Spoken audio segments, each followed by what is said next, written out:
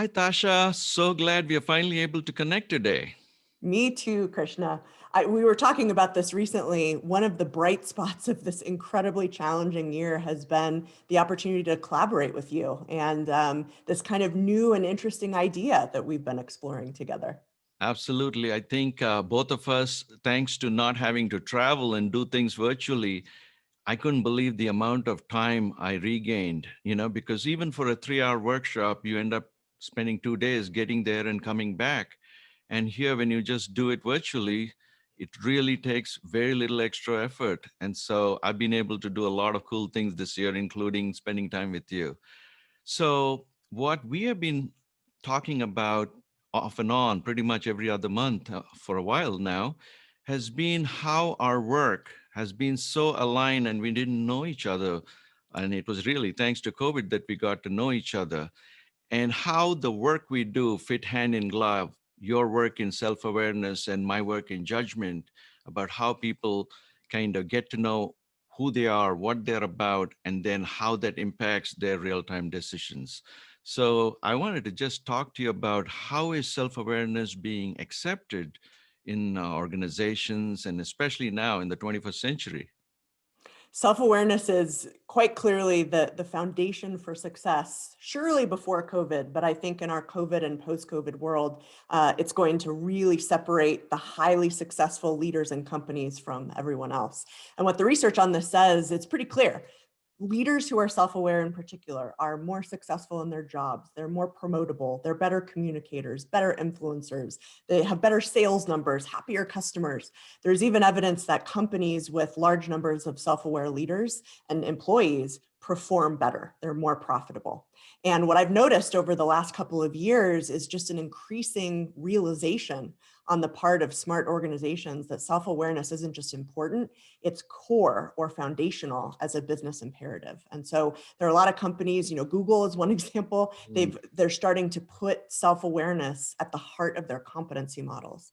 And the reason for that is really clear. You sort of look at individually, everybody's had a terrible, unself-aware boss that they've worked for, and hopefully they've had a highly self-aware boss. And you sort of see the difference in terms of your productivity, your engagement, your results, the ability to kind of stay in it for the course. So I think all of those things are really important when it comes to self-awareness in companies really starting to understand its importance. It's funny you said self-aware boss because we'll always want to blame others, right, for our Yeah. challenges. So when self-awareness really is not other people. You can always find and tell what the other people are not self-aware. But what about when it comes to us? That's what I always tell people is, it's pretty easy to talk about all the unself-aware people around you, but how often are you asking that question of yourself? The question is, if I wasn't as self-aware as I thought I was, how would I even know? And the evidence is really clear that most of us actually don't know. That's right. Yeah. And part of the reason we've been so complementary in our work together is self-awareness is really the foundation, but absent of, smart action, it doesn't have the full power, right? And so you've been talking about real-time decision making and its importance for organizations and for leaders. Tell me a little more about that. Well, you know, Tasha, better than anyone else. In the starting point is about paying attention and paying attention to details because you can't make a good decision or even an informed decision if you skip information and details. And details are not just data, it's including how you feel and all Mhm. the different pieces and parts that are coming and influencing your real time decision making. I mean, you're the psychologist, so I don't have to tell you that anxiety, if you're in a bad mood or anxious or stressed out, it's going to hinder your ability to make a good sound decision. Then when it comes to high achievers, which are the folks that most likely you and I encounter, they are hyper focused. And when you focus in a very concerned way, then you miss so many other things because of tunnel vision and so on. So you start adding up. Okay, so you have your stress, you have your mood, you have your anxiety, now you have your hyper focus. Then you had your motivations. I mean, obviously, I like to use motivations labeled as pig, ape, and ego, where pig stands for your drive to pursue instant gratification, and ape is your energy to avoid painful experiences. And then there is your ego, which is trying to protect your identity and your image. These are your motivations. Then you add your habits, your conditioned habits that you are bound to do the moment you're triggered. And then the worst is your beliefs, which most of the beliefs we are even unaware of. So these are about 7 to 8 forces that are conspiring against your ability to make a good real-time decision. So self-awareness is the beginning point. And more importantly, once you acknowledge that judgment is a skill, as opposed to not recognizing it because it's a fuzzy concept, right? Concrete skills are easy to measure. And when we believe in metrics and so on, we start measuring things that can be easily put into numericals and ignoring things that are more qualitative. So both self-awareness and judgment are more qualitative, but as we make them skills and make them easy to measure, then we start to make real progress. As a psychologist, I believe we can measure almost anything, even things that seem highly qualitative. Correct. But what happens is when I was talking about in data and dashboards and things like that, people start Right. putting numericals and try to ignore the qualitative ones. Because it's harder. Yeah, exactly. I totally agree. So when immediately when I first got to obviously know about your book, and mainly because I do self-awareness workshops, and I wanted folks to go, if they wanted to go deep dive into self-awareness, I was looking for resource, and that's how I discovered you, Tasha, and then realized insight alone is not enough because that's a concept and you'd get to know. And as you so beautifully put it earlier on, smart action needs to follow or effective action needs to follow.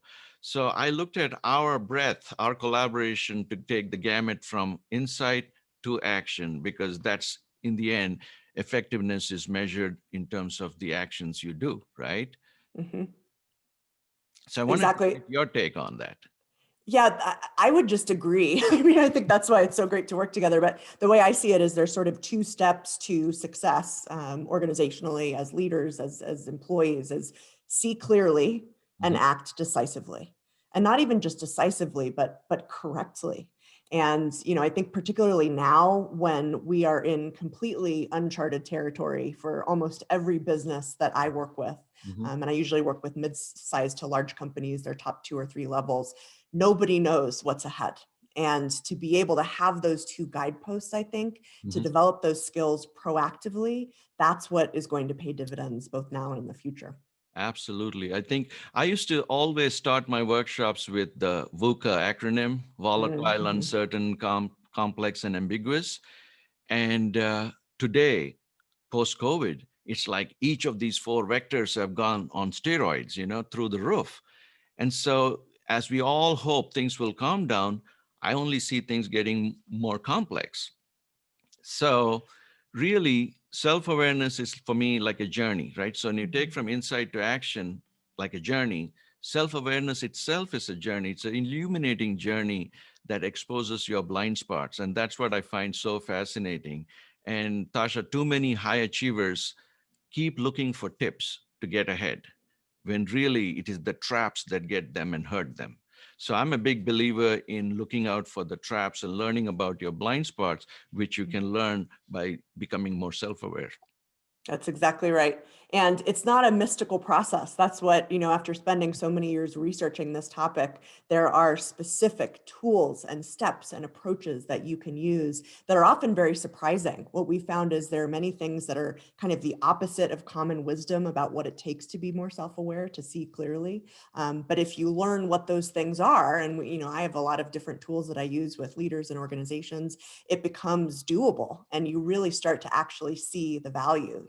Sometimes I talk to my clients about what would it look like if everyone in your organization were 20% more self-aware, right? And just think about that. What would happen? Well, people would be more productive. There would be less drama or energy spent on things that don't matter, that aren't related to the business. There would be more innovation. There would be better retention. And ultimately, whoever you serve, whether they're internal or external clients or customers, they're going to get better service and a better product. And so if you think about it that way, it's like, how could we not start to develop our individual and collective self-awareness? I think in What the about past, people did not recognize the direct connection. Self mm, awareness was kind of a fuzzy concept. But as you're so beautifully stating, where it shows up in their behavior and how it shows up in their daily behavior, and not just at work, at home, because I'm a big believer is the same person who's at home shows up at work. So if you're not having a good day at work because you were not self-aware, showing up at work in that state of mind is not really going to make you have a great day. And we are counting on people to bring their A game to the workplace, which means they better have good prep and support at home as well. And so self-awareness to me is not just at work, it is everywhere in between, including the road, during the commute, Mm-hmm. about road rage. I mean, look at the impact. I mean, have you seen people, how crazy they get behind the wheel?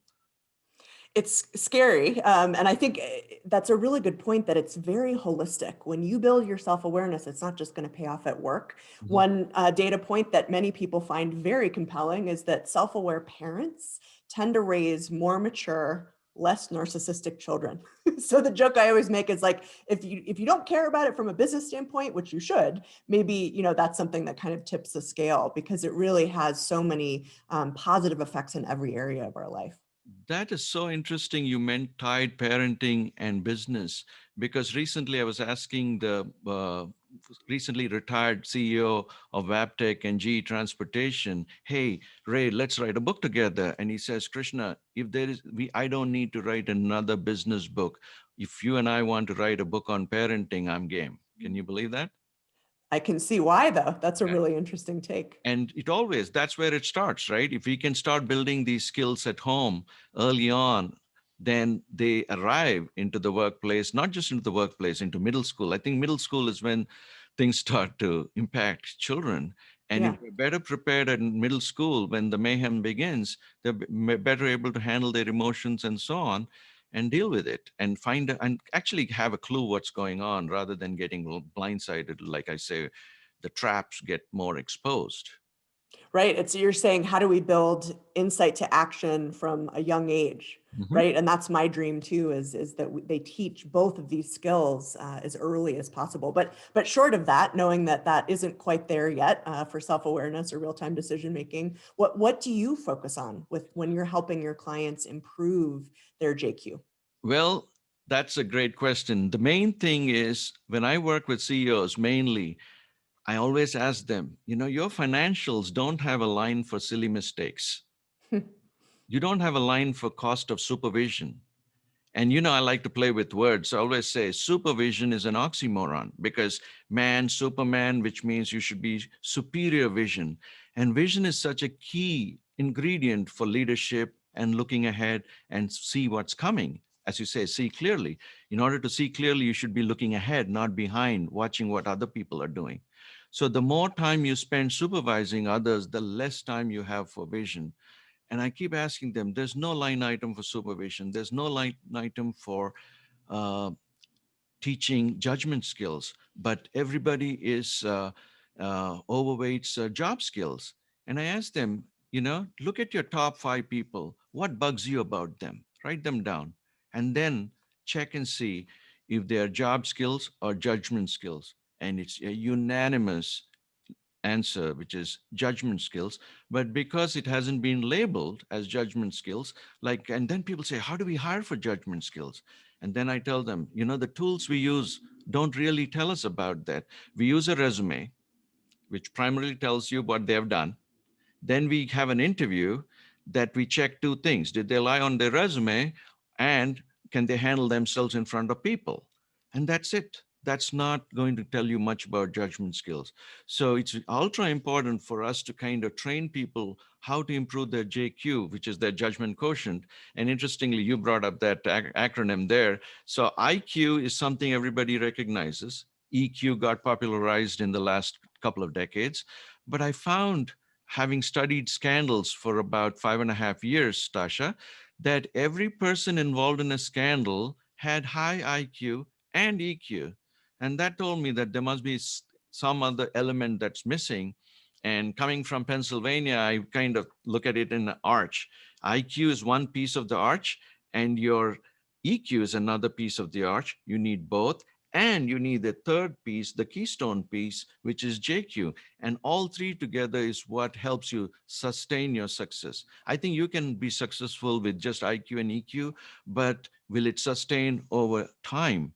Because that's where real-time decision making and the mistakes, a scandal is something that somebody who had reached a level of performance did something out of character. So that's how these things fit. And once people realize that judgment is a skill and that you can master that with dedicated effort, then it's like light bulbs go on. It's kind of fascinating to see in their faces as once they get it. That's what you and I are both so passionate about, is taking these sometimes kind of like amorphous skills that nobody really understands how to improve and making it very practical. And I think in your workshops and in my workshops and our work with our executive coaching clients, that's what we do, right? Absolutely, absolutely. So I'm so glad we got to kind of discuss this for the first time, because I think we've kind of touched it, but I really thought we should kind of get on the Zoom call and talk about this and record it to share it with our friends. And yeah, and if any of our friends are watching this and intrigued by seeing clearly and acting decisively, definitely get in touch with us. We're exploring some of these new ideas and how these two skills together are not additive, they're really exponential. Awesome, awesome. And in fact, I sign off these days my emails, see well and stay well. So with that, Let's I'll do sign that. off. See well and stay well. This is Krishna Pendiala wishing you all well and reminding you to always be open to new perspectives. Take care.